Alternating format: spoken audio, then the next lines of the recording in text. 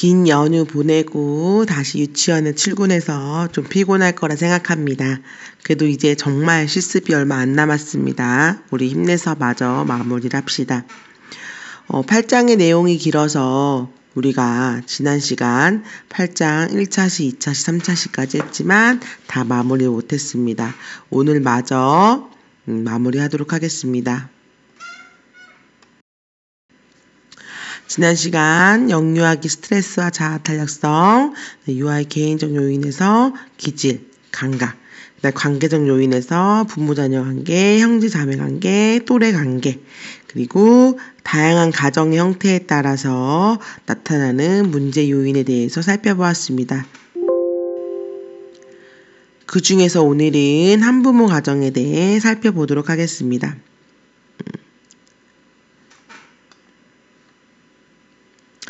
우리나라는 이혼의 증가로 한부모 가정이 늘어나고 있습니다. 한부모 가정 중에서 미성년자를 둔 이혼 가정이 높은 비율을 차지하므로 많은 학년 정기와 학령기 영유아가 한부모 가정에 생활하고 있습니다. 한쪽 부모의 부재로 인한 한부모 가정의 의미는 하나로서 온전하다, 가득 차다 라는 의미의 한부모 가정이라고 지칭하고 있습니다. 그래서 한부모 가정 자체에 대한 편견이나 선입견을 가지기보다는 한부모 가정에 대한 정확한 정보를 통해 부모와 아동에 대해 이해하는 것이 중요합니다. 한부모 가정은 부모 중에 한 명과 가정을 이루는 경우이며 부부의 이혼, 배우자의 사망, 비혼인 상태에서 임신과 출산, 배우자 별거, 가출, 실종에 의해 형성됩니다. 한부모 가족에 대한 법적인 정의는 한부모 가족지원법에와 같이 아래와 같이 명시하고 있습니다. 모 또는 불안, 다음에 해당하는 자로서 아동인 자녀를 양육하는 자를 말한다.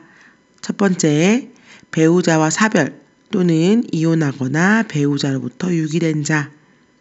두 번째, 정신이나 신체의 장애로 장기간 노동능력을 상실한 배우자. 세 번째, 교정시설, 치료감호시설에 입소한 배우자 또는 병역 복무 중인 배우자를 가진 자. 네 번째, 미혼자. 다섯 번째, 1에서 4까지의 규정된 자에 준하는 자로서 여성가족부령으로 정하는 자를 한부모 가족지원법에서 한부모 가족이라고 정의하고 있습니다. 한부모 가정의 개념과 특징에 대해서 한번 살펴보겠습니다. 한부모 가정이 겪는 갈등의 특성은 다음과 같습니다. 첫 번째, 경제적인 어려움이 발생할 가능성이 높습니다.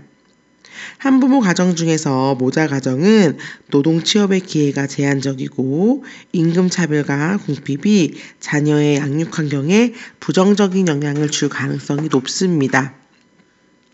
둘째, 한부모가 부모의 역할에 대한 갈등이 있을 수 있습니다.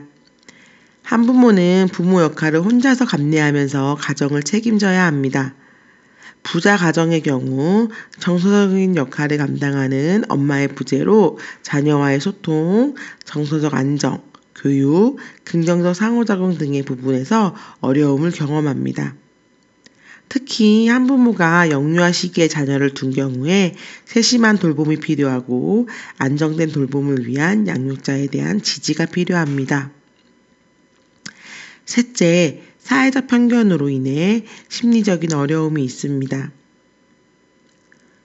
정상 가정에 대한 편견은 한부모 가정을 배제하고 가정이나 직장, 주변 사람들과의 지지관계를 약화시킵니다. 이로 인해 부모는 물론 영유아까지 위축되고 심리적인 고립감을 형성합니다. 넷째, 한부모 가족은 관계적인 특징이 있습니다. 한부모와 자녀 관계가 강한 유대와 결속을 형성하여 독립심이 발달하거나 밀착적인 관계를 갖습니다. 부모-자녀 관계는 가족 갈등이 해결되면서 심리적인 유대가 강화되기도 하지만 갈등에 대한 상처가 해결이 안 되면서 부모의 미성숙한 태도로 인해 자녀가 희생양이 되는 경우도 있습니다. 상담자나 교사가 한부모 가정의 아동에 대해 선입견을 가지고 문제점만 강조하거나 편견과 선입견으로 바라보는 것은 왜곡된 사고입니다. 한부모 가정의 아동을 지원하는 데 걸림돌이 되기 때문에 이러한 왜곡된 사고를 바르게 고칠 필요가 있습니다. 두 번째로 한부모 가정의 어려움을 살펴보겠습니다. 한부모 가정의 부모들은 온전히 홀로 가정을 책임지면서 건강하게 살아가려고 노력하고 건강한 부모-자녀 관계를 형성하려고 노력합니다. 그러나 한부모 가정에서 영유아의 성장 환경은 부모의 심리적인 변화, 경제적, 사회적 편견이 영향을 미칩니다. 가정은 의미 있는 성장 환경으로 영유아는 연령이 어릴수록 왜곡된 사고를 하게 되기도 하고 부모의 문제를 자기 탓으로 돌리고 죄책감을 느끼는 경우도 있습니다. 한부모 가정의 양육 환경이 영유아의 성장 발달에 미치는 영향은 다음과 같습니다. 첫째, 영유아의 성장 발달에 어려움이 있습니다. 영유아의 정서적인 환경은 부모의 심리적인 상태에 따라 양육에 대한 관심과 양육 태도, 아동 발달에 영향을 줍니다. 부모는 가정의 경제적인 요인과 정서적인 영향으로 우울증을 경험하는 경우가 많습니다. 부모는 발달이 급격한 영유아 시기에 자녀의 발달에 대해 민감하고 발달을 촉진하는 환경을 구성하는 데 관심을 가져야 합니다. 두 번째, 정서적인 어려움이 있습니다. 현재 한부모 가정은 대부분이 이혼으로 인해 형성됩니다.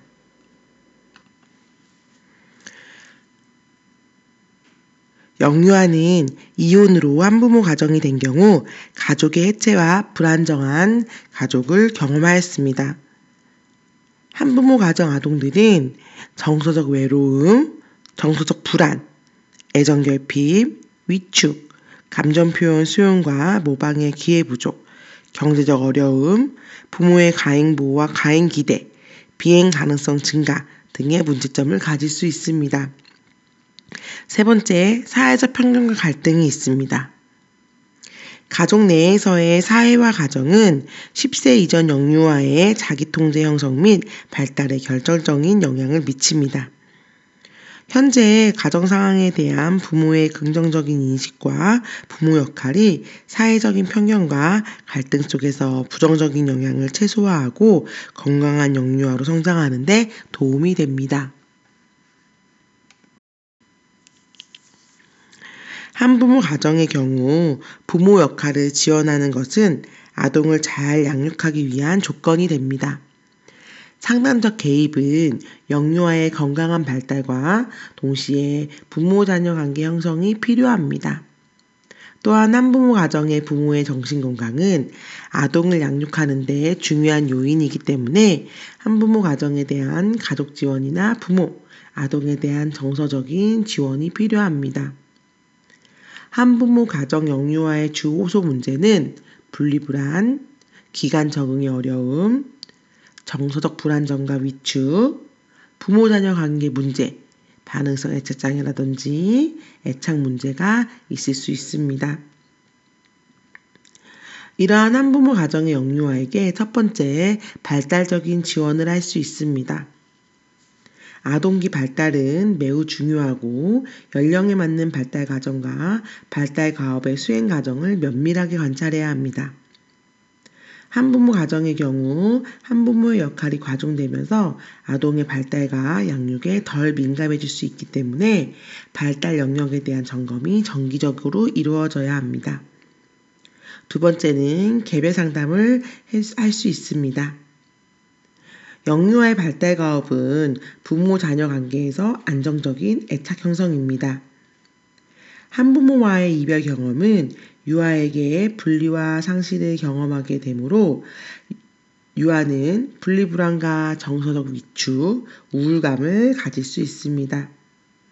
이를 해결하기 위해 놀이치료, 치료놀이, 미술치료는 영유아의 정서를 안정시키기 위한 상담 접근으로 유용합니다. 세 번째는 가족 지원을 할 수 있습니다. 가족에 대한 가족의 응집력을 강하게 형성할 수 있는 경험이 필요합니다. 가족은 공동의 경험을 통해 고통과 적응 과정을 반복적으로 경험하게 되면서 강한 결속력을 가집니다. 이 과정에서 부모는 양육에 대한 자신감과 부모 효능감을 갖게 되고 자녀는 부모를 신뢰하고 한쪽 부모가 없는 것에 대한 결핍감을 건강한 관계를 통해 회복할 수 있습니다. 마지막으로 부모 상담입니다. 한부모 가정 자녀의 적응과 심리적 안정에는 부모의 안정이 필수입니다. 한부모 가정은 심리적인 소진과 갈등으로 인해 자녀 양육 효능감이 낮을 수 있습니다. 따라서 부모가 양육자로서의 역할을 성공적으로 해낼 수 있도록 돕는 것은 최우선 과제입니다. 부모 상담에서는 양육에서 염려하는 것, 자녀 양육에 대한 정보, 다양한 문제를 해결하기 위한 양육 코칭과 사회적인 지원을 제공합니다. 다음은 심리적 외상입니다. 영유아는 살아가면서 다양한 경험을 합니다. 영유아가 경험한 사건은 일상적인 사건도 있고 예상하지 못한 사건도 있습니다. 외상은 일상적인 경험이 아닌 자신의 신체와 정신에 영향을 주는 충격적인 경험을 말합니다. 더 자세하게 말하자면 자신이 감당할 수 없는 충격적인 사건을 경험한 후에 일어나는 몸과 마음의 부적응적 반응을 심리적 외상이라고 합니다. 트라우마를 경험하면 안정감이 무너지고 사람과 세상에 대한 신뢰가 산산이 부서집니다. 또한 감당할 수 없는 압도적인 감정에 휩싸이게 되어 이성적인 사고가 마비되고 내 마음과 마음, 생각이 내 뜻대로 되지 않는 통제불능을 경험하게 됩니다. 외상에서 충격적인 사건은 철저히 주관적인 관점으로 외상은 내부 또는 외부 환경으로부터 과도한 자극을 받아 자아의 보호막이 부서지고 시스템이 망가지게 되는 상태입니다. 외상은 나이가 어릴수록 감정적으로 압도되는 정도가 심할수록 어머니의 보조자 기능의 결핍이 심할수록 외상 후 상황이 불안정할수록 외상의 정도가 심하고 회복이 느립니다. 아동기에 경험한 외상적 사건들은 아동기의 건강한 성장 발달을 저해할 뿐만 아니라 성인기에 이르기까지 지속적으로 부정적인 영향을 미칩니다.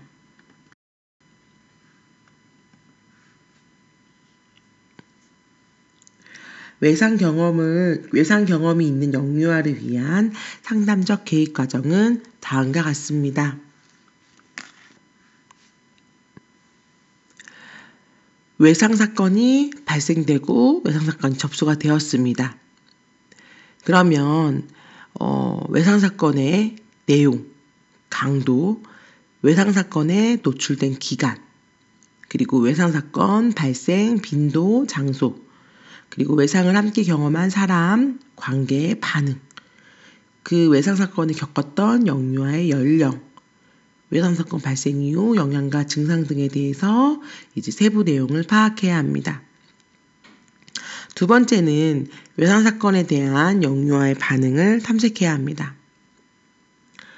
외상 사건에 대한 반응, 그리고 외상에 대한 대처, 긍정적 대처였는지 부정적 대처였는지, 주요 대상의 반응과 지원, 주변 환경적인 보호 정도, 주변 지지자원의 반응과 지원 여부에 대한 반응들을 살펴보고 외상 이후 어떠한 증상들이 있는지 수면장애, 악몽, 석식장애, 불안장애, 신체화장애 이러한 등등의 어떠한 증상이 있는지 살펴봅니다. 세 번째로는 영유아의 특성에 따른 개입 방법을 탐색해야 합니다. 영유아의 특성, 선천적인 특성으로는 기질, 감각적, 신체적 특성, 그리고 후천적으로 생활 경험, 주변 환경과의 경험, 이러한 것들을 살펴보고요. 우리는 이러한 것들을 요인이라고 표현하기도 하죠. 그리고 발달 과정과 과업 수행이 어느 정도 이루어져 있는지, 그리고 이 발달 과정에서의 이 영유아의 개별 특성이 어떤 것인지,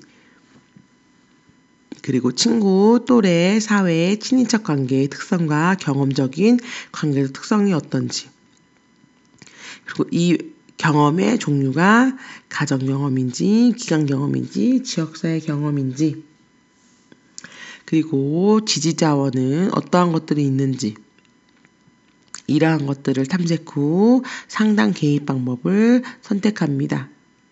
놀이치료, 미술치료, 음악치료, 모래놀이치료, 애도 과정을 포함한 심리치료, 부모 상담까지. 개입 방법을 탐색하다가 영유아에 대한 조사가 조금 더 필요하면 다시 한번 2번을 반복하기도 합니다. 외상을 여러 가지가 있겠지만 이 책에서는 사별과 학대에 대한 내용을 다루도록 하겠습니다. 첫 번째는 가족의 증후군으로 사별입니다.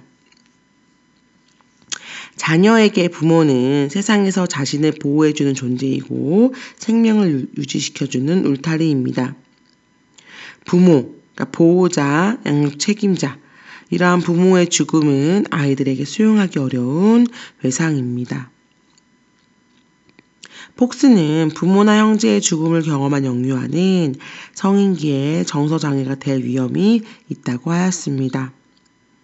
아동기에 사별의 경험이 미해결된 과제로 남을 경우에 정서 발달과 신체 발달에 문제가 발생할 수 있습니다.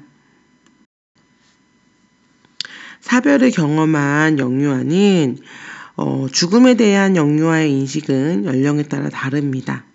이러한 차이는 인지와 정서 발달에 근거합니다. 따라서 가족의 죽음을 경험한 아이의 연령과 발달에 대한 이해가 중요합니다. 영유아의 애도 과정에 미치는 영향은 가족의 크기, 경제적인 능력, 구조, 대처 양식, 지지, 의사소통 같은 가족의 영향력과 영유아가 일상에서 느끼는 변화와 혼란 등입니다. 사별한 영유아는 충격적인 경험으로 특별한 정서를 갖습니다. 사별한 영유아가 갖는 특별한 정서는 첫 번째, 안전에 대한 욕구가 강합니다. 두 번째, 심리적 고통에 대한 내성이 낮습니다.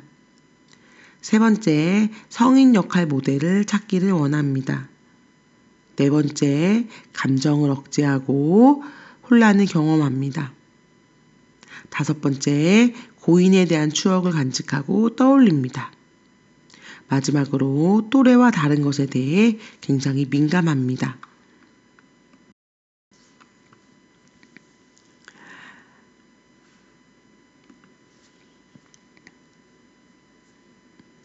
보울비에 따르면 6개월 무렵의 어린 영아도 성인이 보이는 것과 유사한 애도 반응을 보인다고 합니다.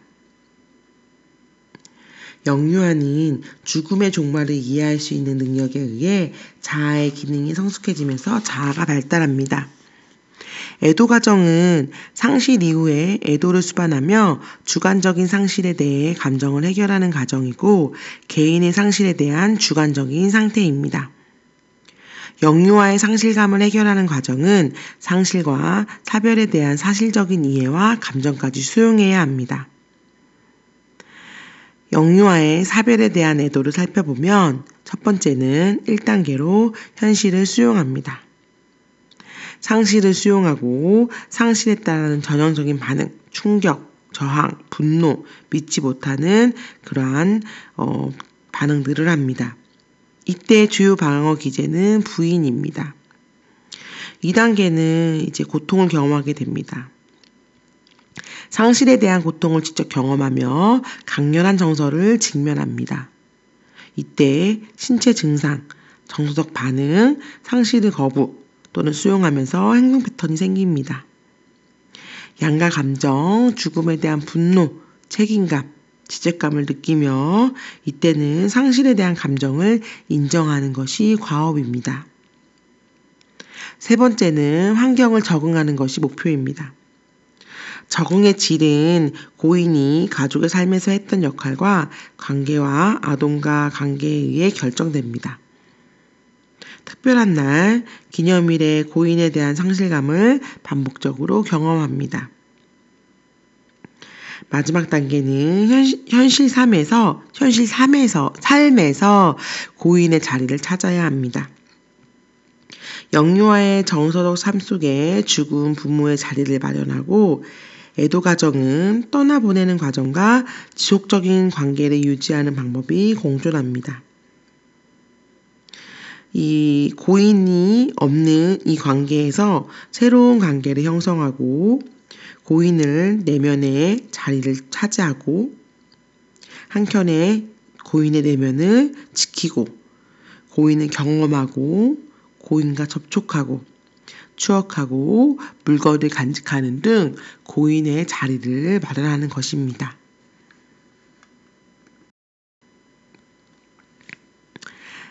사별을 경험한 영유아는 개별 상담이 이루어져야 합니다. 안정적인 정서와 외상으로 인한 스트레스 반응을 해결하는 게 목적입니다. 양육자와 애착을 재경험하면서 관계를 공고화하고 상담 과정에서 이별과 상실에 대한 문제를 다루어야 됩니다. 사별을 경험한 영유아에 대한 개입은 첫째, 영유아에게 죽음에 대한 정보를 사실에 기초하여 전달해야 합니다. 죽음에 대해 죽었다, 돌아가셨다, 사망했다 등 정확한 용어를 사용해야 합니다. 영유아가 어리다는 이유로 운유적인 표현이나 잘못된 정보를 주어서는 안 됩니다. 다시 올 거야, 멀리 떠났어 같은 말은 아동으로 하여금 재해에 대한 환상과 상실을 해결하는 전략을 실행하는 데 방해 요인이 됩니다. 둘째는 죽음과 사별에 대한 동화책이나 애니메이션을 통해 상실에 대한 간접적인 경험을 해야 합니다. 이러한 경험은 애도 가정에 대한 전략을 구성하고 실천하는 데 도움이 됩니다. 세 번째는 죽음에 대해 설명할 때 생물들의 생활 주기에 따라 설명하면 이해하기가 더 쉽습니다. 그리고 생명의 현상과 죽음의 현상을 동물을 통해 설명하는 것도 효과적으로 전달할 수 있습니다. 넷째, 영유아가 사별에 대한 정서를 표현할 수 있도록 돕습니다. 영유아는 성인에 비해 부인하는 기간이 길고 부인을 통해서 강렬한 정서를 차단합니다. 이러한 상태를 아무 문제가 없다는 태도로 일관한다면 영유아는 부정적인 정서, 그리움, 슬픔 등의 감정을 표현하기 어렵습니다. 영유아의 미숙한 문제 해결과 미해결된 문제는 지속적으로 성장 과정에 영향을 미칩니다. 다섯 번째, 영유아의 연령에 따른 발달 가업에 대해 수행 점검하고 사별 이전과 이후의 변화를 관찰합니다. 일시적인 퇴행과 불안에 대한 반응이었고 아무런 반응이 없을 수 있습니다. 따라서 장시간 지속적으로 관찰하는 것이 중요합니다. 두 번째는 애도 가정에 참여해야 합니다. 부모나 형제의 임종 과정에 참여하고 장례 과정에서 자녀의 역할을 통해 주도적으로 참석하게 합니다. 장례 의식 과정의 주체적인 참여자로서 역할을 가르쳐주고 실행하는 데 도움을 줍니다. 애도 가정의 문화적인 차이를 존중하고 저마다 원하는 방식으로 추모하고 애도 가정을 알도록 해야 합니다. 세 번째는 사회적 지지입니다. 아동과 주변 양육자나 사회적인 관계에 있는 사람과의 관계를 돈독하게 형성하여 성장 환경을 안전하게 구축하는 데 도움을 줍니다. 마지막으로 가족 구성원의 역할 기대의 문제를 경험할 때는 구체적인 행동을 통해 역할을 수용하도록 돕는 가족 지원이 필요하겠습니다. 부모 상담을 통해 양육자의 애도 과정과 양육 방법을 지원해야 합니다. 두 번째는 아동학대입니다. 아동복지법 제3조 7항 아동학대란 보호자를 포함한 성인이 영유아의 건강 또는 복지를 해치거나 정상적 발달을 저해할 수 있는 신체적, 정신적, 성적 폭력이나 가혹한 행위를 하는 것과 영유아의 보호자가 아동을 유기하거나 방임하는 것을 말한다라고 정의되어 있습니다. 아동학대에는 신체학대, 정서학대, 성학대, 방임이 있습니다. 사실 아동학대에 관해서는 모든 과목에서 다루고 있고 또 따로 과목이 있는 걸로 알고 있습니다. 그래서 간단한 큰 개념들만 짚고 넘어가도록 하겠습니다.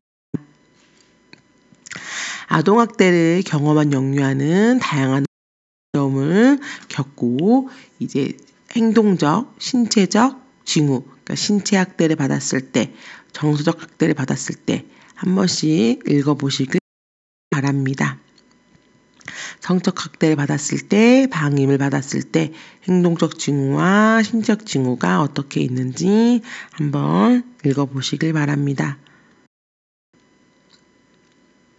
이러한 아동학대를 당한 우리 아동기는 개별 상담을 해야 하고요.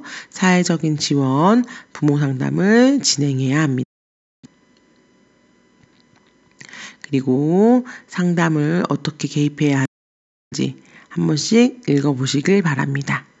네, 1차 시는 여기서 마무리하도록 하겠습니다. 우리 2차 시에 만나요.